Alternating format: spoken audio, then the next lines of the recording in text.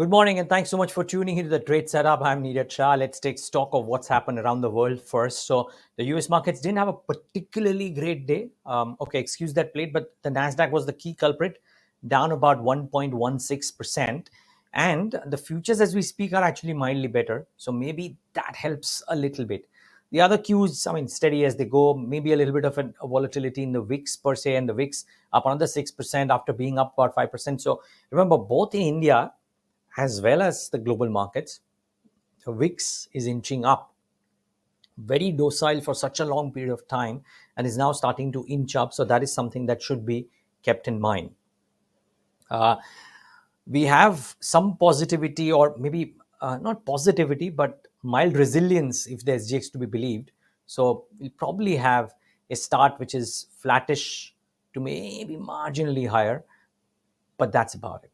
Now, the trade setup for the day today, as per the pivot charts, and based on a number of notes that I read, the Nifty support levels are at these levels. Now, broadly speaking, it's a range of 18,650 to 18,500. But like I've said, if you in trade yesterday as well, in the trade setup yesterday, if you just look at the options data, still firmly 18,700 to 18,800. So 18,700, the largest base on the put side, 18,800, the highest base on the call side. So the option writers certainly believe that in this expiry, which is the monthly expiry, the Nifty will probably not have a meaningful cross above either of these two levels. So very tight range is what is anticipated as things stand currently. What happens in July is a different kettle of fish, but for June, the next 3 days, this is what is anticipated. Now, when we think of what are the pockets to watch out for, there is some bit of resilience that mid-cap IT is starting to show. And while large-cap IT, very selectively, there are some positions. Let's get the trade setup played back. While large-cap IT, there might be some bit of positions, but at the broader end of the spectrum, mid-cap IT is where people believe that there could be some traction. Pharma is the other pocket where we've started to see some bit of buying coming in, and it could be interesting to see how it shapes up. Yesterday as well, if you look at the volume buzzers on the pharma side, they were very active. I mean, be it Laurus Labs, be it IPCA, be it Aurobindo Pharma, these were high volume gainers in trade yesterday. So watch out for the IPCA, the Aurobindo Pharma, the Laurus, and per se the whole pharma pack, because it's starting to show a little bit of traction. So watch out for pharma, watch out for mid-cap IT, and of course the pockets which are in a state of continuous strength, which is real estate or cap goods, etc., certainly remain in focus. There's also an IPO opening today, and hearing some good things about it. So Sign DLM is to be watched out for. They plan to raise as much as 592 crores. IPO consists of a fresh issue of 2.23 crore shares, price band at 250 to 265 rupees per share. I'm told by analysts to track this space very, very closely, and have tracked the IPO as well closely, that this is a pocket to watch out for, Sign DLM. So definitely watch out for that IPO. Please do your own due diligence, of course, because people who talk to us are not necessarily always right. So that's the standard rule, even for guests who come on the platform, that you hear everybody, but if you're putting big money to work or money to work, please try and do a little bit of your own due diligence as well before putting your hard-earned money to work. But yes, it's my job to get you information, news from wherever I can, and from people that I've spoken to, it seems that Sign DLM could be a IPO to reckon with. So do your own due diligence, try and read up a little bit on it. It might be worth subscribing. But yes, please do your own due diligence. That's the limited point I'm making again and again and again, because I don't want to sound recommendatory. Now, stocks to watch in the session today. Aside of course, Interglobe Aviation, on which there are some brokerage notes, or Vodafone and Indus Tower, on which there is some positive commentary coming in every single day about Vodafone's survival and what it could do to Indus. Let's get the stocks in news out there. So first up is ICICI Prudential, ICICI Prudential. Yes, let's start with that. Now, viewers would remember that much like HDFC Life yesterday, which also received a GST show cause notice, and that number was much higher, but ICICI Prudential too has received a show cause come demand notice of 492 crores. The company has deposited 190 crores without accepting any liability. HDFC Life had done it under protest, that they said that we don't have to give this.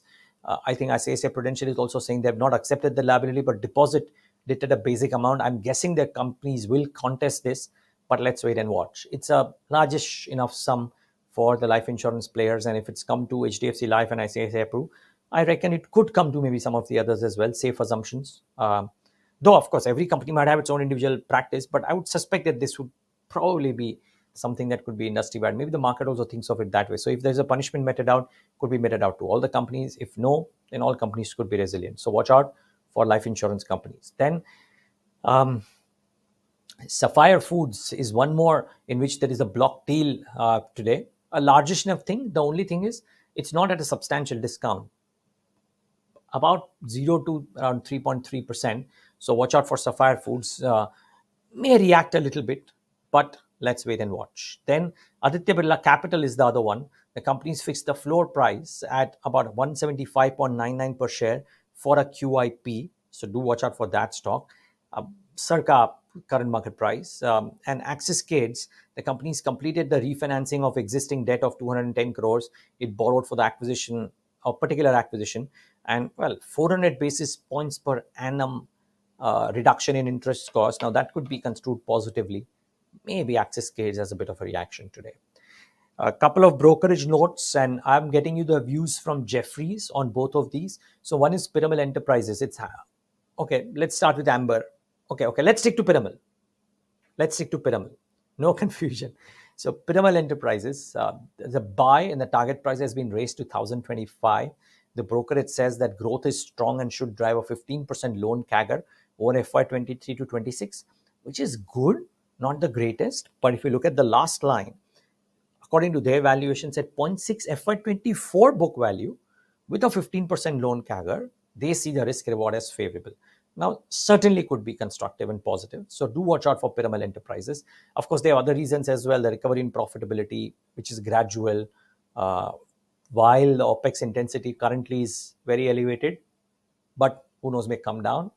And the stake sale in Shriram Housing Finance is a slight value positive for both Piramal Enterprises and even for Shriram Housing, by the way, as a lot of people have said, that the overhang of Piramal selling that stake is gone, and that's a positive development for that stock as well, because even after the run-up, is not a terribly expensive stock. So, but this is Jeffrey's view on Piramal Enterprises. Do watch out for that one. And Jeffrey's has a view on Amber. Now, the reason I brought this note out is not just for Amber alone. They have a buy with the target price of 30.70. But look at the second line. Channel checks indicate weaker demand in April and May. Now, this is an important yardstick, viewers, simply because not only it would have impact on Amber, and maybe not as much an impact on Amber, to be honest, immediately. There could be a little impact, of course, but not as much. But on individual brand owners, the impact could be very disparate and could be there. So, if indeed dealing room or dealers have...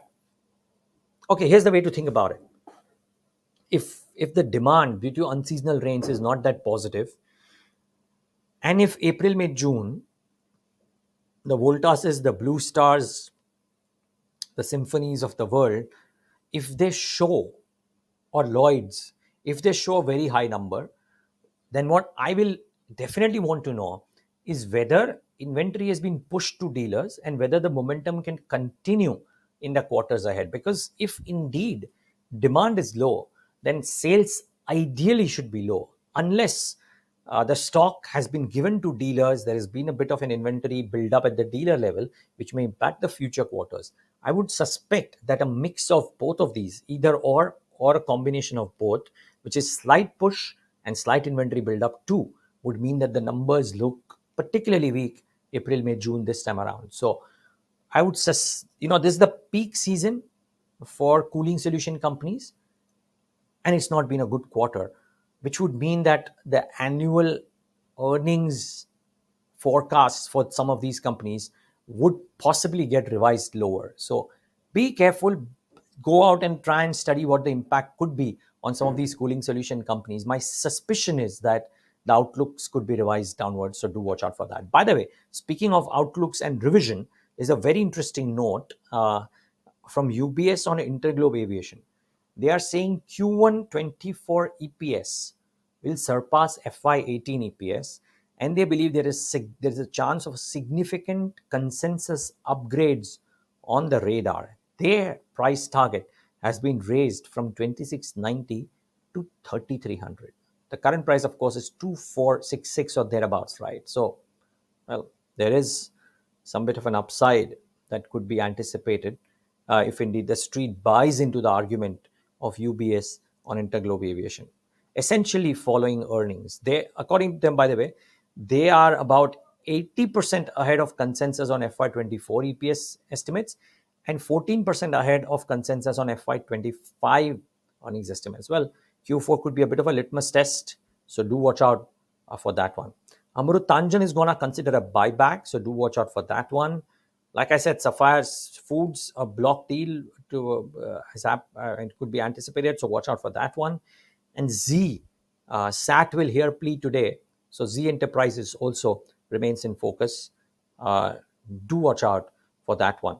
There is a last thing, there is a material disclosure from the Adani Group on all the inquiries, and they're saying that this is routine, that various regulators will seek access to public material and they are following all the rules and regulations as stipulated by the regulators. Now, this is, I mean, I'm giving you on a concise fashion. They've given a whole long press release of the kind of disclosures that have been asked and what's the reference to context to those disclosures.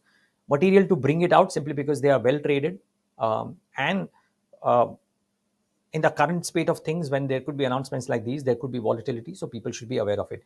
A standard disclosure as well, the Adani Group is the owner of Quintil, 14% owner of Quintil Business Media, which is the owner of BQ Prime, which is a platform on which you're watching this trade setup. So be mindful of that.